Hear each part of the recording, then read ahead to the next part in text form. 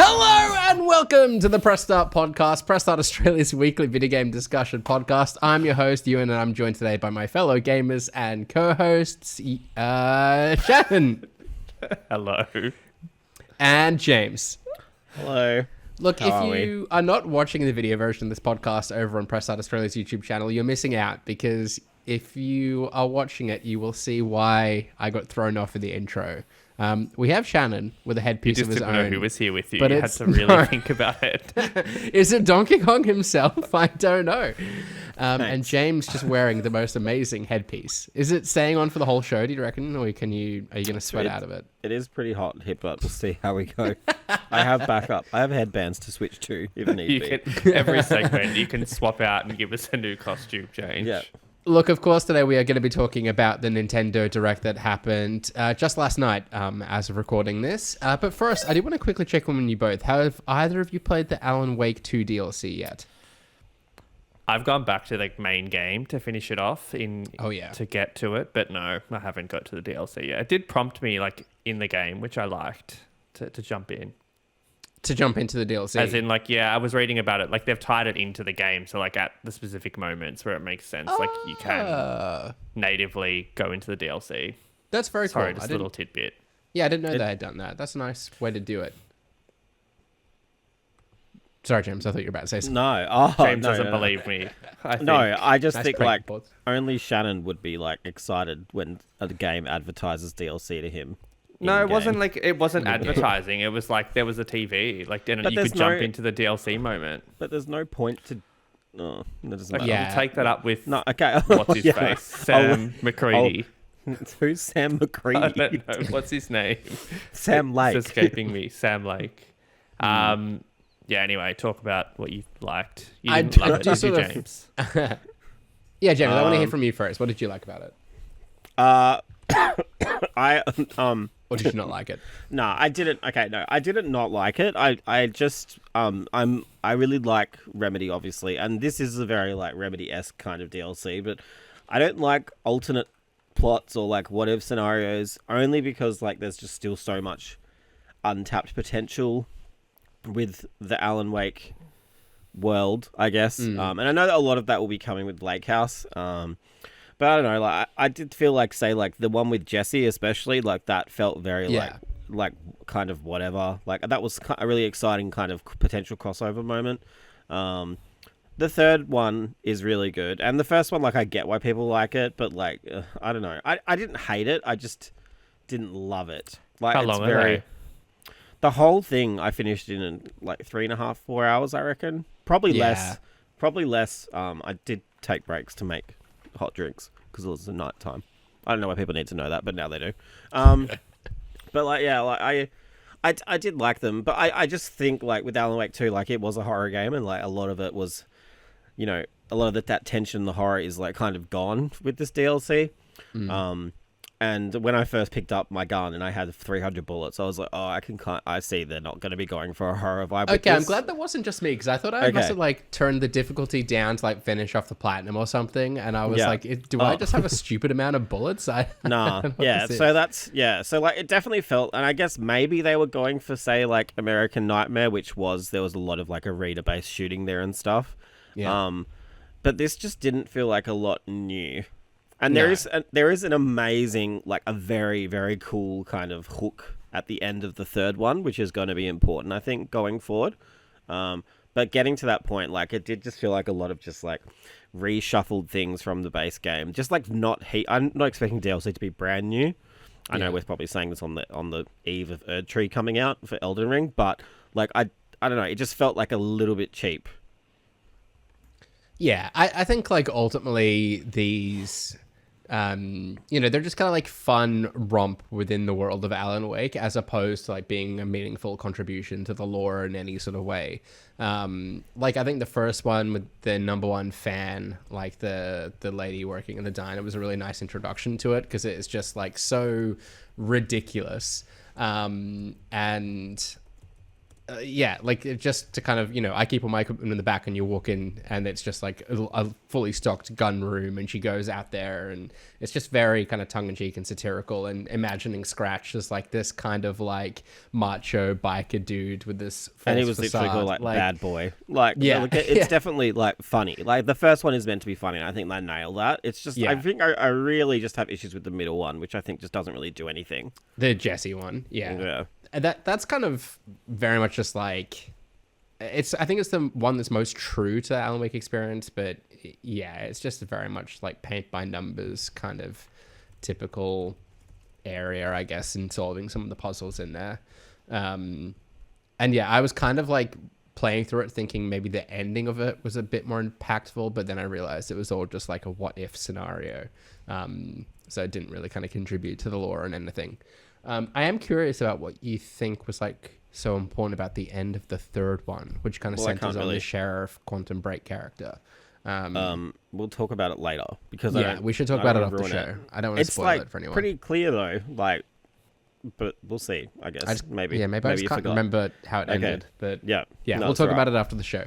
Yeah. Anyhow, we've got plenty to talk about now from the Nintendo Direct, and we're pretty much just going to dedicate the whole show to it because it was that chocked full of news pieces. Let's start though with what was perhaps the biggest reveal, and that was Metroid Prime 4 Beyond kind of getting its proper moment in the light, I suppose, its first proper sort of reveal, with a gameplay trailer, albeit a brief one, and a release window of 2025. James, I'm going to come back straight to you on this one because I know you're a big Metroid fan, no doubt very excited to see this. What did you make of the trailer? Yeah. So like, good, I think it's like, I'm not like, I'm having a really good time not getting excited about things because then like Xbox keep your expectations here. Absolutely. And like Xbox and Nintendo both really blew my expectations away, even though I didn't have many.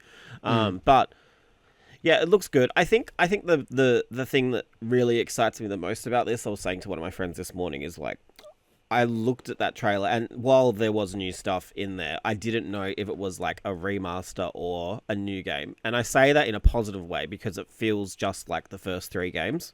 Sure. Like I was kind of worried that I didn't think a Metroid Prime game today would play anything like the old ones for some reason. I just didn't feel that would be a thing. But like it has that. Even though that first bit in the rocks and stuff is quite actiony, I've got a feeling that's an intro that then we'll just like maybe see Samus stranded on another planet or something.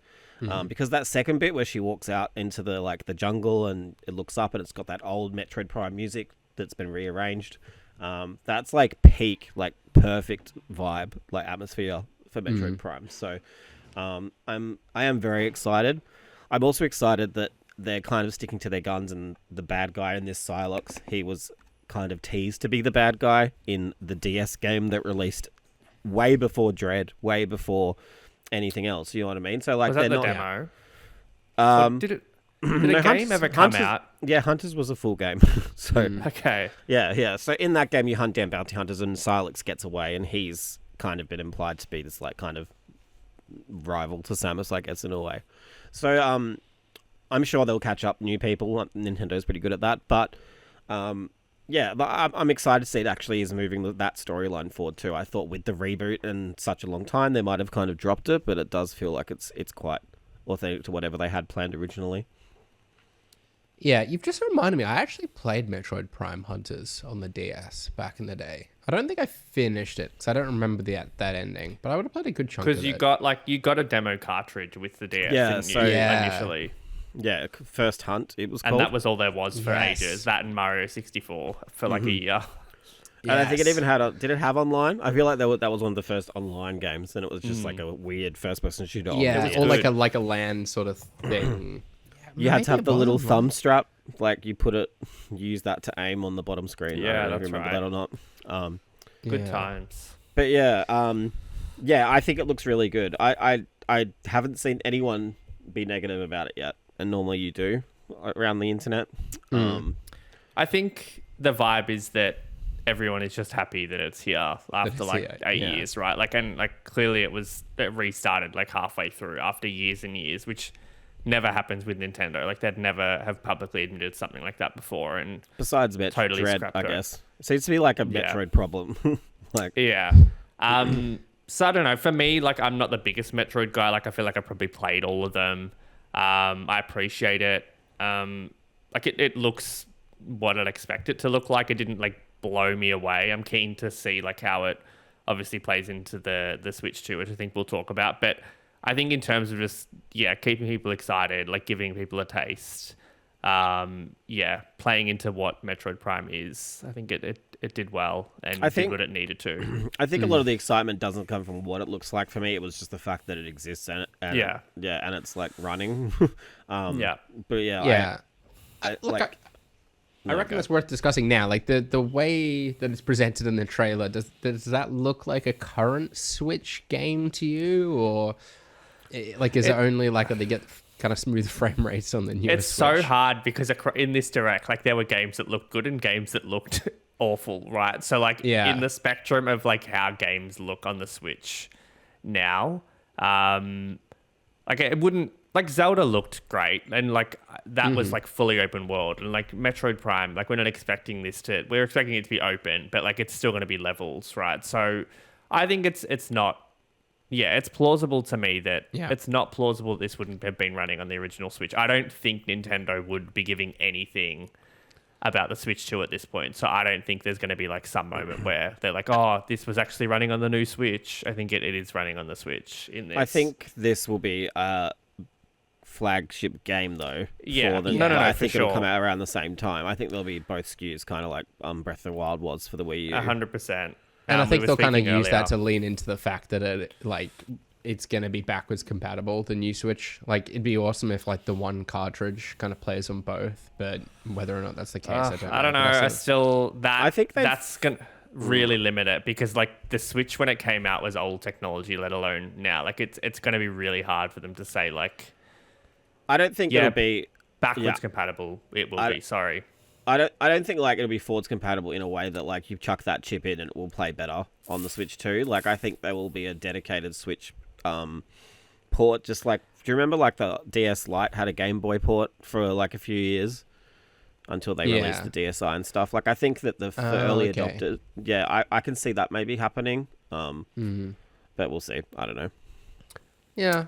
I know what you mean. I know what you mean, Ewan, but like I do agree with Shannon. Like I feel like they don't really want to hamstring themselves by this old tech. But the cartridges are quite often just like the DRM key that then triggers a bigger download, right? Like it's not like all of the game is installed. It's not on Nintendo for the most part. I think first party especially they try and avoid that. Yeah. Ewan, what are you talking about? Party, that's why physical, like Skyrim, like almost anything else that's AAA. Like even The Witcher, like the only games that download are like the games that come out every year, like EAFC. I mean, The Witcher definitely had a download attached to it, didn't it? No, it didn't.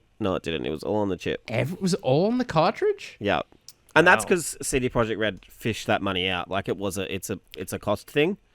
And even now, like you see in retail, like NBA is now just being printed in stores, but it's codes in a box rather than, say, chips. And that's because obviously 2K doesn't want to shell that money out. And that's kind of what happened with, like, to be clear, I'm not saying like a download code in the box. I'm saying that like you can't just plug in the cartridge with no internet connection and play it. Like you plug it in and then you have to install like an update on top of that, which is like a substantial chunk of the game. There were rumors, there's been so many rumors about the Switch, but there were rumors that it was going to be a different cart, right? Like that was mentioned at some point, I think. So I don't know. On that. Look, I would think that it's just going to be the same cart, and I agree with you, Ewan. You can just play the old carts on the Switch easily. Yeah. Yeah.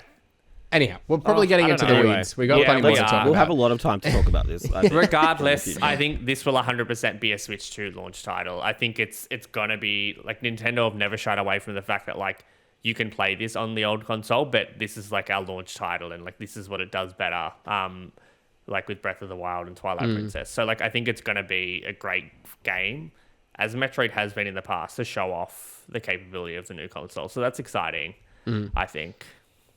Yeah, excited for this one. It's prompted me to go back and play Remastered, I think, as well. Me too, as seeing as I never finished that off. It's looking... It is genuinely such a good game. And Ewan, like, since you've been like fisting yourself to Prince of Persia, like that game owe so much to like Hollow Knight and Metroid. Like I feel like you definitely owe it to us. Shannon, put it away. Are these still wrapped? Yeah, literally. That was wrapped. But definitely let you in. Like the Metroid games, like I don't get why you haven't played. Like you like Prince of Persia so much, we haven't played those. I have. So I have Dread. played You Metroid played games Dread. before. Did you like Dread? I played Dread. I finish liked it in the Dread. end? Just I wasn't didn't his beat game the of the final year. boss. I didn't beat the you final got boss there in Dread. though. That's still but good. I got there. But you can also play Zero Mission now. Samus's first mission ever. Which I was installing before I realized that my subscription has lapsed. So now I'm like, do I renew the subscription? It's I $30, might just play mate. Prime first. Oh, is it? Is it $30 for the Game Boy Advance? Yeah, it is. Yeah, for a year. Like it's not much. You're right. Anyhow, we better crack on. We've got plenty more to discuss, including what was arguably the next big announcement, and that was a Legend of Zelda Echoes of Wisdom. I keep wanting to say Echoes of Time, but Echo of Wisdom. Zelda is the central protagonist in this one, rather than Link, of course, and it uses the same art style of the recent Link's Awakening, but is reminiscent of Tears in the Kingdom in that you kind of summon duplicates of objects using Zelda's magical staff to kind of solve puzzles, that kind of thing. Presumably a bit more to it, but we kind of saw a glimpse of like traversing the landscape by spawning tables in the trailer. The game is due September 25th, so like only a couple of months away, rather crazily. Shannon, kind of come to you here first. Did you like the look of the Zelda game? I did, yeah. I think it was. I don't think anyone's expecting a new Zelda game this year, let alone one that like completely throws everything out of the window. Yeah, I think art style looks fantastic. I'm glad that they've kept with this from, I can't remember what the other one was called. Link's Awakening, like the same Link's style. Awakening, was it? Yeah, that art style was gorgeous. I loved the reveal and sort of how it teased that and then just sort of, had that pull away shot like Breath of the Wild. And yeah, I'm keen to see what they do with it. There's been a lot of annoying commentary on the internet today about like how she doesn't have a sword and how she doesn't attack and blah, blah, blah, blah, blah. But that's the point. I agree. I think it's like they could have just done that, right? Like they could have given her some kind of attacking object and just like reskinning a character. That's lazy as fuck. 100%. But they could have done that, and it still would have caused excitement, I think. But they've done something totally different. But Zelda's thing is like her magic. Like that is her strength. Like I don't know. Anyway, I didn't know that was a thing. In my comments, which always seem to be fantastic. The audience that you're courting. No, I think so exciting. Just so out of the blue, I don't think anyone expected them to be doing this at this point in the Switch's life cycle. So love that. And love that it's so soon. Oh, to be Nintendo and sit back and listen to the likes of us going, oh, it's going to be a really like slow and quiet death for the Nintendo Switch, knowing that they had like all of this up their sleeve. Like props to them. It's pretty amazing. I really like the look of this game. I've actually kind of been feeling the hankering to play something kind of Phantom Hourglass-esque recently. That was a game I loved back on the DS.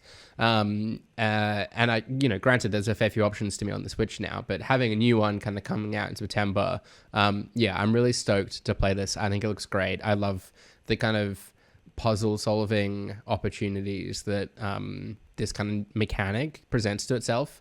Is interesting that the producer was sort of saying like he doesn't even know how many kind of things they've added in there. I forget what he called the different objects that you can spawn.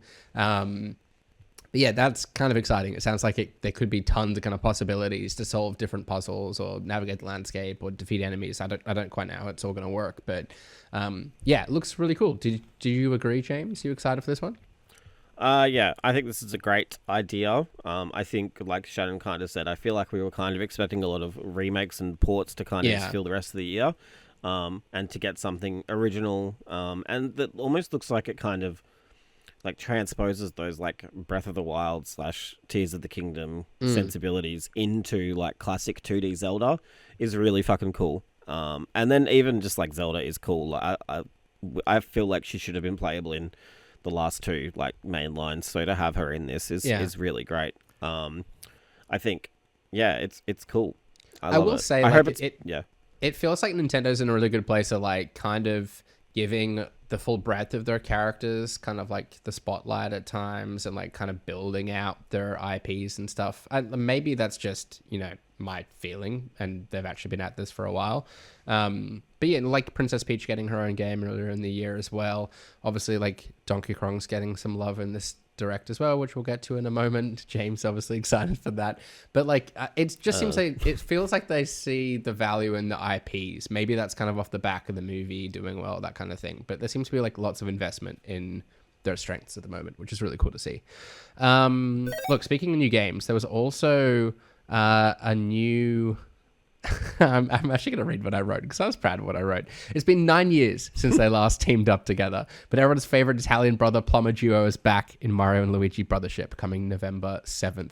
Shannon, what did you make of the looks of Mario and Luigi Brothership? I was surprised, like it's been 10 years since the last one, but we've just had Paper Mario, Super Mario RPG. It's a lot of Mario RPGs in my opinion, but Mario and Luigi was always one of my favorites because I feel like it blended RPG elements and like cool platforming stuff really well, like differently to Paper Mario that feels quite different to Mario games. I think I watched it again just before we restarted this because I didn't want to misspeak. It looks interesting visually. To me, there's something off, and James and I were watching it together and spoke about this. Like, Mario looks weird to me. Like, he looks tall and elongated, and the art style, something is a bit off to me. I don't really know what it is. It's kind of like cel-shaded. It is kind of cel-shaded, right? but like yeah, not that far. It's like a weird in-between DS-looking game. But that doesn't worry me as much. I've changed my mind since we last spoke, which like Shannon's gonna roll you eyes. literally Shannon you told me to start this conversation and you'd back me up. I didn't tell you to start this conversation. That's like a full I agree. Like when we both are watching it, I was like, oh, that looks weird, and I think it looks good now. Just Mario in particular, like some of his facial animations and his proportions just don't look like Mario. My opinion. Though, like going back to look at the sprites, which has been what I've seen a lot of comparisons on Twitter. Like they've definitely, it kind of looks like what the concept art for all those old games looks like. Like when Mario does a jump, they all look like kind of bendy and like floppy. Like that's the vibe. I think they've done like a really good job in that way. I don't know. Like I think. I trust them, right? Like, it's not absolutely. That it's shit or like it's their vision. No, but to be honest, when we were watching, I was like, this looks fucking shit. Like, what? It looks so like that's honestly how I felt. Did probably say that. Yeah. I definitely did. Like, I'm not even debating that. But yeah, just like kind of letting it marinate a bit and looking at it and seeing how like expressive it is. Like, I feel like it is like it's quite unique and it's very visually distinct from, you know, Mario RPG and Paper Mario, which obviously I do appreciate that. Like they could make a different Mario game every 6 months that just looked exactly the same, right? But I like that they kind of play around with the different visual styles and give each one like a unique sort of flair. It gives me like Hi-Fi Rush kind of vibes. I don't like looking at it again for a third time now. It's less comic booky, but I get what you mean.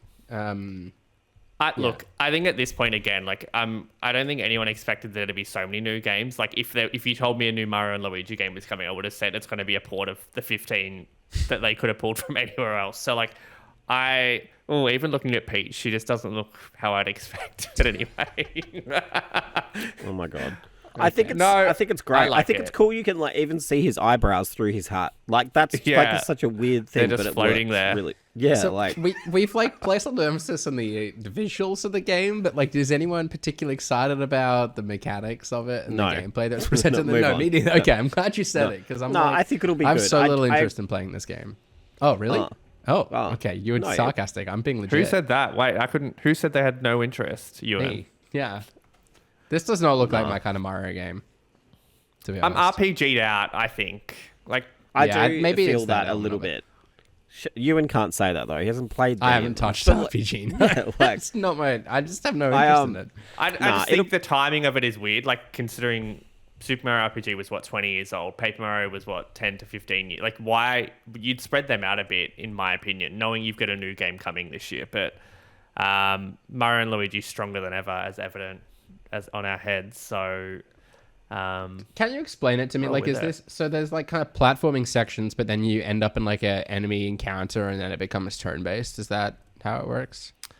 Yeah, turn-based with like, but it's why can't I speak today? like all the Nintendo RPGs like are just not text boxes. Like you have timing based things or abilities, and I think Mario and Luigi has always been about like having brother abilities that you unlock throughout the game. Like Mario and Luigi it's just you, like Mario and Luigi, and they have like bros moves and stuff, and that's, you know. Why is he laughing? I missed whatever. Because like it's called Mario and Luigi. It was just funny that you thought you had to emphasize that. But well, because Ewan doesn't understand, despite that being moves. The title, so I felt like I had to clarify. Yeah. Okay. They are different. Like, and I think it suits you. I think what I've always liked about Mario and Luigi, I feel like Paper Mario is like it's paper. Like there's always that gimmick to it. Like where these feel like part platform. We're just really stating facts here. I'm keen for it. I would like to see more platforming than RPG elements. Like I do wonder why they can't just have a game like this that is just a platformer. I feel like they used to do that a lot more with Wario and Peach, and well, Peach just had a game, but like, yeah, why does it need the RPG elements? Why can't it just be like a 10-hour platformer that has all this weird shit? But I guess they want to protect the mainline. They've got other Mario games that do that, so I guess. Yeah, I get it. Like I said, being different. This year, I think I love all the new shit they're giving us. Well, speaking of more new shit, Shannon, we also had a new Mario Party revealed, Super Mario Party Jamboree. Great name.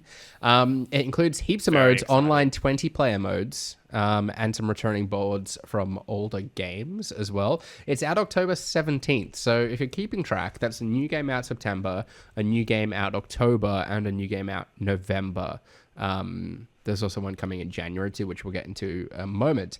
But sticking with Super Mario Party Jamboree first, James, what about this presentation did you vibe with?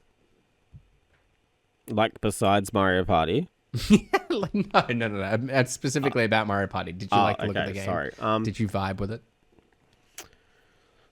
Mario Party, like I really liked Superstars, which was obviously bringing back all the old boards and stuff. I would have loved for this to be a continuation of that or some kind of expansion of that. But I also recognize why they don't do that, because people will just buy a new game. I didn't love Super Mario Party, and I wonder if like this being called that is because it could have just been Mario Party Jamboree, but like I'm wondering if it's going back to that kind of slower paced, motion control based style of Super Mario Party, which like doesn't really excite me that much. That being said, this does look packed. Like a lot of stuff in there. Like it's not just boards anymore. Like there's different modes, different options. It feels like a genuine party now, rather than say just some board games. Do you know what? Does that make sense? Yeah. Like I get you. Like I know, like people, like I know Shannon has been clamoring for like a Nintendo Land revival for so long, but I don't think that's happening anytime soon. But like I feel like they could maybe really leverage Mario Party to become that with something like this. But I'm in two minds. Like I'm really keen for it, but I also think like Super Mario Party was great as a reboot, but it was very, very light on content, and it sold, I reckon, like 15, 20 million copies from memory and never got any DLC. So I think this is one of those instances where they probably had ideas for DLC and spun it off into a different game. As James said, like it's apparently got more mini games than ever before. I think there's 7 levels now instead of the 4 or 5 the other one had. Even like 20-player online, like the online. Yeah, I'm excited for it. I think these games are always going to sell. Like they're fun. Like you kind of, for me, I don't mind them being separate because like you get used to all the mini games, you're done with them, you move on to the next. Like you don't really want to just add 20 more and then into the mix that you've already played. Like you want to just move on. Eventually it becomes just too much. Yeah, a bit unruly. You want to move into a different iteration, then you start again, and I don't know. It's another weird one where like we've got all the Mario Party games on Nintendo Switch Online. The last one from memory was like a best of mini games, wasn't it? From all the games on 3DS, like the top 100 one. Yeah. So look, Nintendo got a Nintendo, but these are always fun and they're always going to sell well. And it doesn't look half-assed. I think again they could have really half-assed it, but I don't think they have with this. I'm keen. Again, I think like it's a great kind of addition to the Switch at this point in its lifetime. Like this all too easily could have been something that was kind of held off for the next the next console. Yeah. But for it to kind of come out now, like, yeah, I think it makes a lot of sense. And it was 20 million the last one sold, so there's clearly huge demand for these kind of things. I think to James's point and Nintendo Land, I think what I'm saying with that is like that was just something we'd never seen before, and it was good. And like I really want to see Nintendo do more, like with all of these franchises, and just try and do things differently. Like I'll play these, and like it's going to be good, and all of their stuff is good. But I just think they could be innovating and doing more. So when I say like, why not just have a mini game collection that's all the Nintendo franchises, like, and do stuff with that? Like that would be super cool, I think, to see them start doing more of that next gen. Yeah. And I kind of think they might have to be honest. Was it Nintendo Land that had the the game where there was an invisible Mario that was like controlled on the Wii U console? Yeah, on the controller. Yeah. Yeah. Nice. So it was that like was you were in a theme park and it had like 10 different Nintendo attractions, and it was like gimmicky, but I don't know, it was cool, and it felt good. The one where you have to catch the toad, you're playing as Yoshi's or something. Yeah, that was fun. Yeah. Luigi's Mansion. Really liked it. Yeah. So yeah, I don't know. It's a tough one. Like it's going to be good, and you can't really fault Nintendo, but I do think there's enough creativity there to try some new stuff as well. I guess what's exciting about this and like all the announcements we got is like surely there's a ton more on the way. Like if they are indeed kind of having a new console coming out next year, like presumably there's going to be a fair few launch titles around that and stuff in the kind of 12 months thereafter. I think that's what shocked me. Like I was hoping they had announcements because I knew they couldn't really just rest on what they had for the rest of the year with like how fickle games is. But I feel like they must have a really solid plan for the next few years, and that's exciting. I feel like if we even only got one of these games, like that would have been pretty good going. But yeah, like 3 before the end of the year's out. It's pretty nuts. In January, though, we are getting a Donkey Kong Country Returns, getting a HD remake, including all the 3DS content as well. It's out January 25th. And Shannon, is this, in fact, one of your predictions coming true? I think it was. Yes, was it James? It was. I think that it was. James predicted a new Donkey which Kong of you game. Had made the prediction. And I predicted a new Mario, so we'll just have to call it even on this one, I feel. Did you predict a new Mario? I said Odyssey 2. Odyssey 2. Oh, yeah.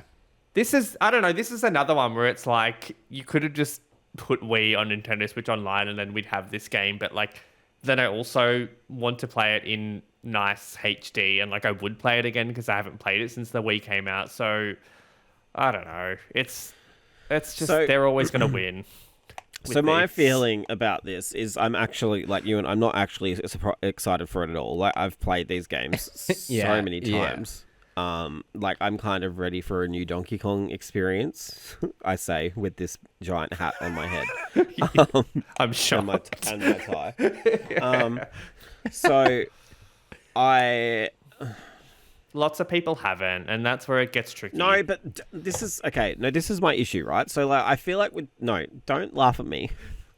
With your Tropical Donkey Freeze, Kong, it's hard. I'm trying to take it seriously. Tropical Freeze, right? That was a Wii U game, and I think the Wii U, like, the problem with the Wii U was no one played any of those games. That came to Switch, didn't it? With Funky Kong's mode. Yes, it did. So, like. And I kind of get that because the Wii U games were all very good. They just didn't have an audience. So naturally it makes sense to port those.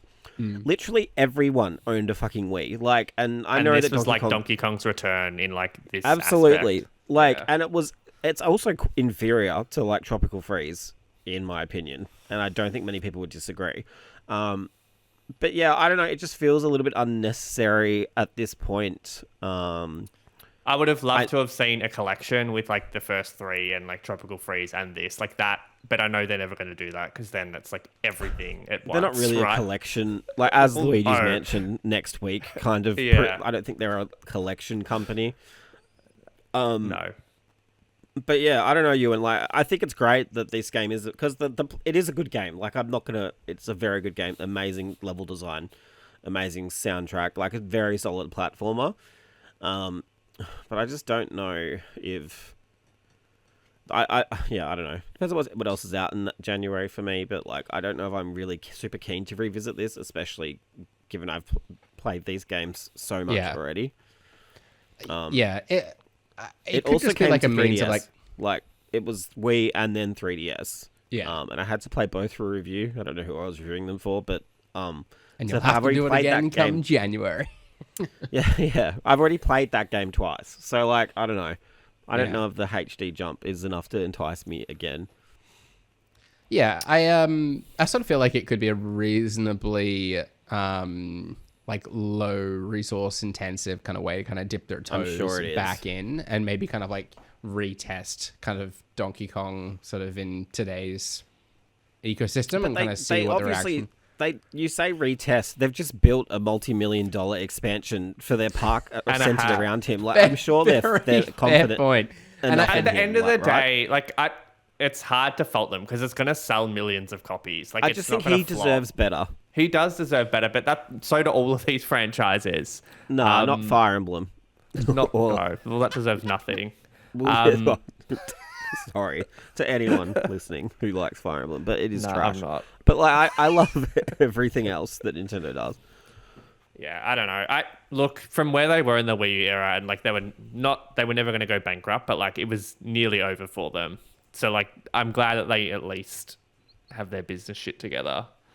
Yeah, I'm excited for this one. Like, as you know, someone with no real history with Donkey Kong, like I think this seems like an exciting thing to kind of jump into. Granted, maybe I'd kind of missed some prior opportunities to do though, and James is going to roast me for it. But yeah, like January seems like a reasonably quiet time for this game to come out. I think at this stage, I can't remember what else might be slated for January. But yeah, I'll give it a go and see if it reignites a passion for Donkey Kong, James. I would love... to come back to the Switch 2 era, like just for 1 second, it is going to be interesting with these because then it's like, are they already thinking 4K with a game coming out in January? If the Switch 2 is March or April, like will it be up-res to like 4K? Like will we...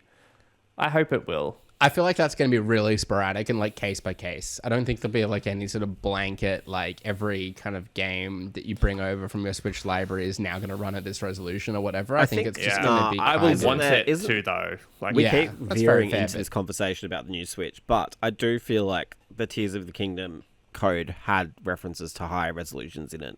So I do think the games are ready to maybe go. Yeah, well, I just don't mode. think we should assume every game is gonna have that. Like maybe like the majority of kind of first party releases do, but yeah, and stuff being released at the moment, I suppose. But like, how far is that gonna stretch back to?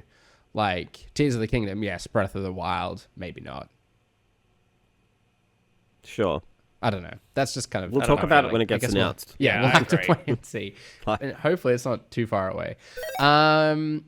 Okay, before we move on, was there anything else from the Direct that anyone wanted to shout out? We've obviously touched on, I think, like the bigger announcements, but there was a ton of other things. James would like to talk about Capcom, I'm sure. No, I don't, actually.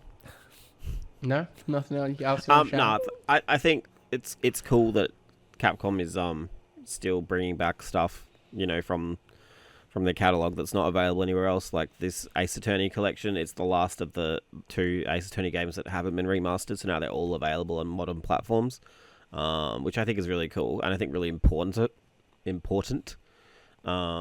Especially this one of the games in that collection was never available outside of Japan, so it's really cool to actually see it finally come out. Yeah. Do you think this means we might be getting a new one? Yeah, probably. Marvel vs. Capcom. Oh, sorry, I was talking about Ace Attorney, but we can talk about Marvel. Yeah, so I think also a new Ace Attorney is coming. Marvel vs. Capcom, I think, I recommend everybody who can to go buy it physically because these games never seem to last online digitally because of the licensing involved. Like, there's just so much going on there. Because this game was last available in, I think, 2013, maybe online, and before that, it was only available on PS2 and Xbox, like physically. Or Dreamcast. So yeah, like I think it's really cool. I really do hope we are getting a new one. I think anyone who is a fighting game fan loves Marvel vs. Capcom. It's if you follow any fighting game influencers, you'll see like the hype and the like craziness around this announcement has really got people excited. So yeah, like I think it's really cool and really great, and I hope that it leads to something new. I also thought you'd be excited about Perfect Dark being added to Nintendo Switch Online. So I don't understand. So, like, the Turok and Perfect Dark announcement, really cool, I guess. But those games, like, Turok's been Night Dive remastered, so it's, like, the best kind of remaster you can get already for every other platform. And then, actually, I think the Turok remasters are also on Switch, so that's also a weird choice. And then Perfect Dark has been remastered on 360 and Xbox. So like there is better ways to play those games for me. It's so hard to get excited about any of that anymore. I think with just how slow it is. Like do you remember like it with the Wii, Shannon, and maybe Ewan? I don't know if you're born yet, but like they they had games every week. Like isn't that? And we were complaining then that it was so slow. And then like it ended, and then we had to start again with the Wii U, literally from Absolutely. scratch. Yeah, it is frustrating. Like the opportunity that is there, like, is humongous, and I just feel like it's the bare minimum. Like, I think overall though, like it was a very good show. I think it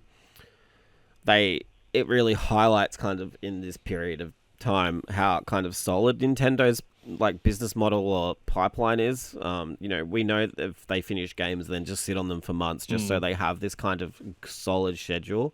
And they seem to be well within budget. Like they're not, you're not waiting 6 years for games like say, like Sony or Microsoft 10 years. But like, I think it's a really, really good showing. And to have such a strong lineup comparatively for like a console that is on its last legs, I think is really impressive. I think I think it's the remakes and the remasters. Like as much as we shit on them, like they really help them set their year up and like plan it and give themselves like at least a game a month. I think that also speaks to the strength of these games too, is that you can kind of just shit them out 10 years later without much change, but they still are like quite playable. There are some like hits and misses, absolutely. Like I think, like my preview for Luigi's Mansion, I don't think that game is like their strongest. But overall, like say Paper Mario, like that has been one of the highest reviewing games of the year, and for like good reason. Like there's really nothing like it. I do think they've got a really kind of solid business model. They must be laughing when they see the budgets that PlayStation and Xbox kind of spend on a game, only for it to then kind of fall flat and put a ton of pressure on the studio. The remakes is a good point, Shannon. Like, and I think we've maybe seen PlayStation kind of wise up to that, and also kind of wise up to like what Nintendo have done with their IPs as well, and look to kind of spread out some of that and find other revenue sources. Like, I think Nintendo really switched on in that regard. I think the richness of Nintendo's IP as well is like really helpful. Like even though they've got Mario, they've got sub-series within that. Like, and they are all different experiences. And you can kind of sit on, say, like Luigi's Mansion and come back to that in 8 to 10 years after, and it's still fine. Do you know what I mean? They can kind of just pull from these different brands. No, I agree. I think I want more because like Splatoon and like ARMS, like they've made some great new IPs that like haven't become 20 game franchises, but like I think there's creativity there to do some new stuff. Oh, sorry. Are you saying like you want more IPs kind of like that? You're not saying you want another ARMS game.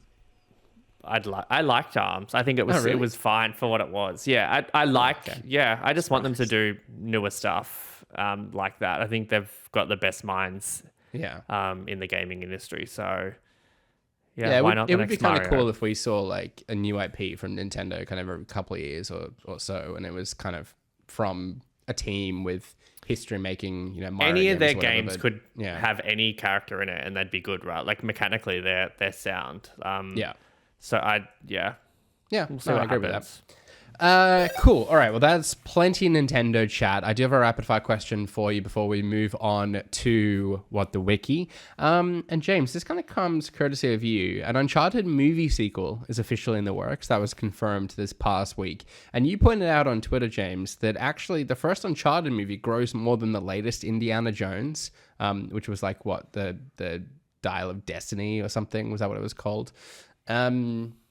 Which I guess prompts the rapid fire question. Is Uncharted now in a healthier place as an IP than Indiana Jones? Shannon, what do you reckon?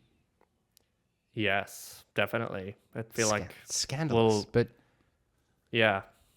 I don't feel like Indiana Jones is a popular franchise with younger people. I agree. At all. James? I think the difference with Indiana Jones is, like, why are we laughing? Rapid fire. Well, I you've just think, tweeted it. think of Like, how you many instigated Uncharted it. games have come out in Yeah. the time that it's taken 2 Indiana Jones movies to come out, right? Like, it's just too dormant an IP. Yeah. So I'm not going to give Uncharted that credit just yet. Like, we'll see how much it lasts the test of time, like, in the future. Like, I feel like a lot of people still consider the first 3 movies of Indiana Jones like classics. So I'm going to say it's a maybe at the moment. Yeah. Not a no, which I think is a, you know... Like, if these IPs were going to go under the hammer, like, I think Indiana Jones is still fetching the higher price. But yes, I We'll sort of feel see like at it's the end of the year in the healthier gaming place. space, at least. Yes, very true. All right. Now is time for What the Wiki, the Press Up podcast game show where the previous week's winner reads part of a Wikipedia page for an unknown game, and we, the contestants, must guess the game. A point is awarded for each correct guess, with the round ending after someone's bagged themselves 2 points. Last week, that was Brody, who ought to be in the hosting chair today, but we scheduled this at a time he couldn't be, so James has graciously offered to take his place and host. And I imagine he's comfortable doing so because he is such a healthy lead at the moment. He's on 20 points in first place. Brody is in second with 16. I'm in third on 15. Shannon, you are in fourth with 13. Kieran on 10. Harry on 5. But James, as today's very generous host, you may take it away. Okay, let's go. I'm doing this live, so hopefully it works out all right. Oh. The game features a new art style in contrast to the previous games in the series. The gameplay is presented as a retro, modern art style with toy-like character designs, diorama-like world designs, and tilt-shift... Shannon. Ooh. Yes, Mario Shannon. versus Donkey Kong. No, Shannon. Sorry. DK. Tilt-shift visuals that evoke the original game's presentation on the Game Boy. The opening and credit cutscenes were presented akin to an anime. It also features customizable dungeons which the players can create and then complete for rewards. The game is an action-adventure game with a top-down perspective. Its story is set on an island where the player character is stranded after his ship is caught up in a storm. After being rescued by a girl named Marin, the main character embarks on a quest to collect the 8 instruments of the sirens to awaken the legendary windfish. Similar to previous games in the series, the player traverses an open world. Shannon. No. Shannon, go. The Legend of Zelda. Wind Waker. No, sorry. Okay. The player traverses an open world with dungeons So scattered disappointed I throughout. can feel.